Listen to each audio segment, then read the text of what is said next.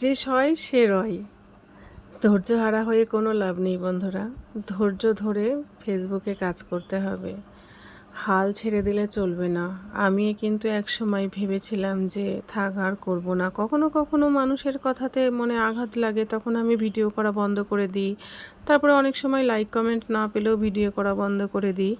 তবে ভিডিও করতে হবে, আমরা তো অতটা নিচে নামতে পারবো না, অতটা পাগলামি করতে পারবো না। সাধারণত একটু হালকা ফুলকা রিলস করলেই আশেপাশের মানুষরা বলে বাবা কি করছি না করছি। তো যাই হোক, তোমরা যেটা যা জানো সেটা নিয়েই ফেসবুকে কাজ করতে পারো।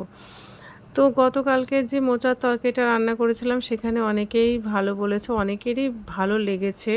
তোমরাও করে খেও, ভীষণই ভালো মোচা, শরীরের পক্ষেও ভালো। এই আমাদের কাটা আর বাছার জন্যই আমরা কেউ খাই না।